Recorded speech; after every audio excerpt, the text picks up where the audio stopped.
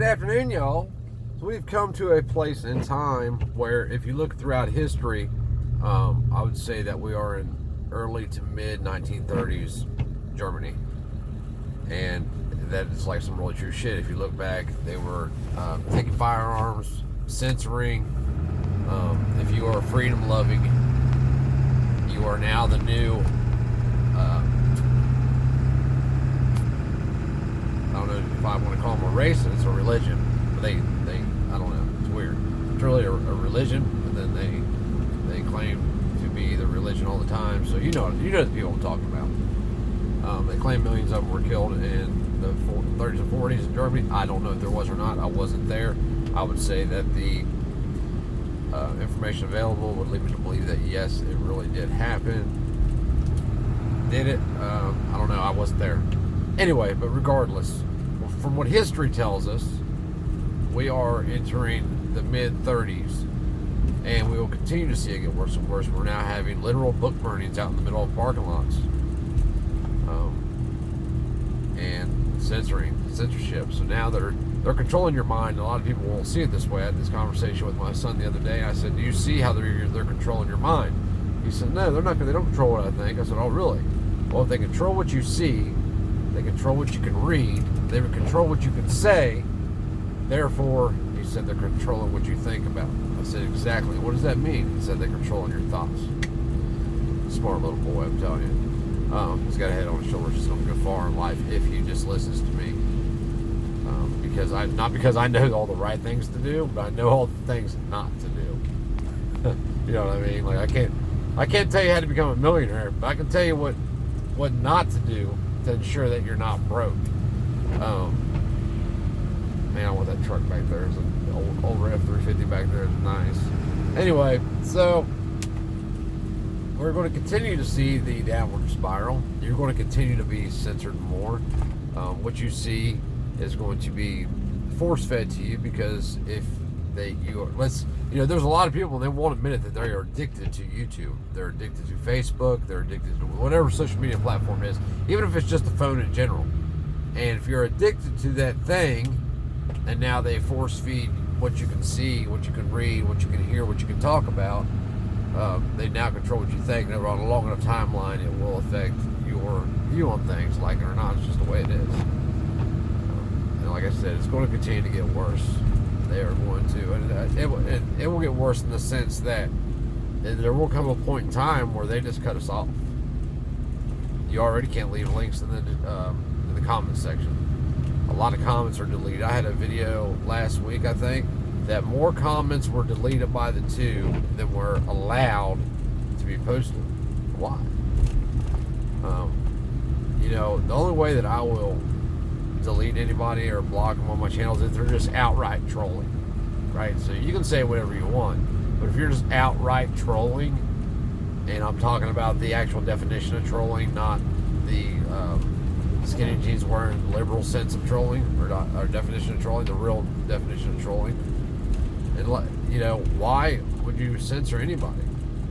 I mean, we can disagree. I'm cool with disagreements. I like disagreements. You know why? Because it gives me a chance to either educate you or for you to educate me.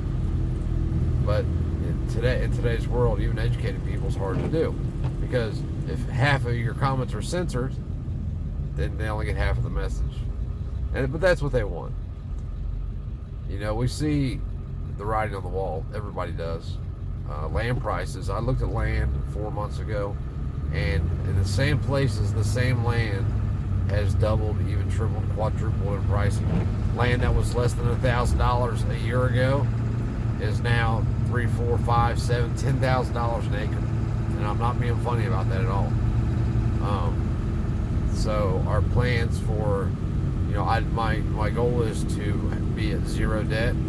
I have a little bit of debt now, not a lot, just a credit card debt. I need to get it paid off. I eventually will. We owe on our house that we live in. It's technically, it's in my mom's name, but it's my debt. But we're going to hopefully get it sold before the market crashes, and trust you me, it is going to crash.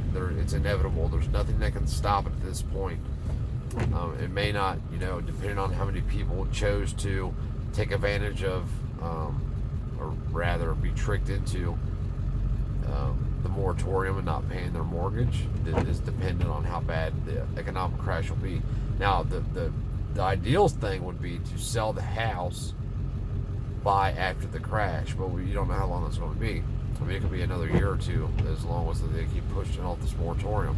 I don't want to wait that long, so I'm willing to pay the extra now, even though I know in the end it's going to be worth less, but it doesn't matter what it's worth, because we have no plans of ever selling it. Wherever we go, this is where we are at for the rest of our lives, unless there's a major catastrophic event in our lives. And I think that, and I'm not telling you what to do, I'm not the smartest guy in the world, but I can see what's happening around me. And pretty soon it's going to close in on you. They have this assault weapons ban going through, and it's probably going to go through. People like to think it won't, but it probably would. It probably will. They'll pull some shiesty shit and make it happen. You have all these other, House bills and House, whatever you call them, HR, House resolutions going through or whatever, and they're probably going to go through, like it or not, even though they're 100% unconstitutional. Even if you take the part about it being the fact that it's about the Second Amendment, and they're violating the Second Amendment. That's what I meant to say. And it's about the right to keep and bear arms. Even if you remove all that, it's still unconstitutional. And people won't wake up to the fact that the federal government doesn't have the jurisdiction to create national sweeping laws. And it doesn't matter who I say this to or the facts I show to them. They don't care. They want to continue to scream the sky is falling. I'm almost convinced they're in on the take. And they are in on the take in a sense. You figure somebody with 100,000 subs, a decent viewer base, they get 10, 12,000 views in the first 12 hours on their videos. I mean, they're making between $15,000 and $20,000 a month on YouTube. So there's money in it, and that's why they don't want to mess with that. They don't want to. I don't understand why it would even mess with it, though, in the sense that it's the truth. But see, people aren't accepting of the truth. They're accepting of what they're used to and what makes them comfortable. And truth doesn't make people comfortable. Truth is the most uncomfortable thing in the world, in all seriousness. But I think that's why they don't do it. And it's about money. In a sense, do I get it on the business aspect of it? Yes, I do. But if you're really pro-rights, if you're really, if you go out there and call yourself a patriot and call yourself a constitutionalist, but you refuse to speak truth because of money, you're a disgrace. Put that on who you want it. You guys know the kind of people I'm talking about. And some of these larger channels, like I've talked to on the phone, I've talked to them through text, and they just ignore it. Do you know what would happen if all these large channels made videos explaining why the federal government doesn't have jurisdiction over the states to create laws? Do you know what would happen? It would be insane. People would wake up to the fact that they've been lied to their whole lives, and the end game is just tyranny.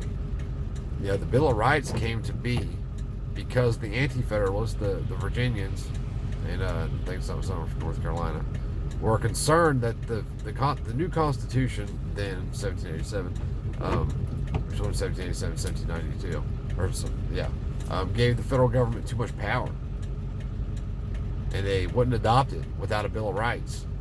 The reason they wanted a Bill of Rights is because, like I said, they feared the Constitution gave the federal government too much power. There were certain things they wanted laid out as it, in the Bill of Rights. But even if you look at the Bill of Rights, the 10th Amendment ties into Article 1, Section 8, Clause 17. And if you don't know what those are, you need to go check them out. But it's not going to end at this point. The noose is tightening. It's going to continue to get tighter. And if you don't like nooses, I suggest you get as far away from what their reality is as you can. Things will be uncomfortable. Things will be hard. Life will kind of suck for them. Not really. It'll actually be better, but you're going to do a lot more work, a lot more physical labor, and it's even better for our kids. My son just asked me the other day, my 14-year-old, why are we doing this? I said, I told him the truth. It's for you. This is what's best for you. And you have to trust me that I know what's best for you after all the shit I've been through. So he's trusting in me that I know what's best. Am I going to cut him off from the world completely? To be seen. Probably not. They really, the only way that they are attached to tech is through games. My son's a big gamer, and he should be making a YouTube channel, man. I've told him that 20,000 times. Like, if you're going to spend all this time doing what you do, film it to show the people how to do it. And especially the games he plays, he can make a career out of it, in all honesty. And there's nothing in there that YouTube today has an issue with. But anyway, just do what you guys got to do, man. Like, we're out. We really want to build a community of people. We're trying to find out where that community's at. We have a few options. East Tennessee, I think Johnson City, Tennessee is outside of Johnson City, Tennessee is one possibility. We're looking up north, northern Wisconsin, northern Minnesota possibly. We're also looking at South Dakota. Missouri is another. Missouri really looks really good. Middle Tennessee. So we're looking all over the place. We're going to figure out, and we're not just going to buy. Before we do anything, we're going to go to these places. We're going to talk to people around wherever the land may be. We're going to get a feel for how they feel about the current political climate and the way they live. If they are tech, if they're into the tech thing and they rely solely on the system, that's not the kind of people I want to be around. I want to be around people that are doing better and better and better and better. They're not stuck where they're at because they refuse to take that next step. John from SOE told me a few weeks ago just to dive in, to take that leap, and that's what we're going to do. We're going to go all in. Worst case scenario, we fail, but failure's not an option, so that's not going to happen. If you put your mind to it, you can literally do anything. I've seen some amazing things happen in my life, just because people put their mind to doing something.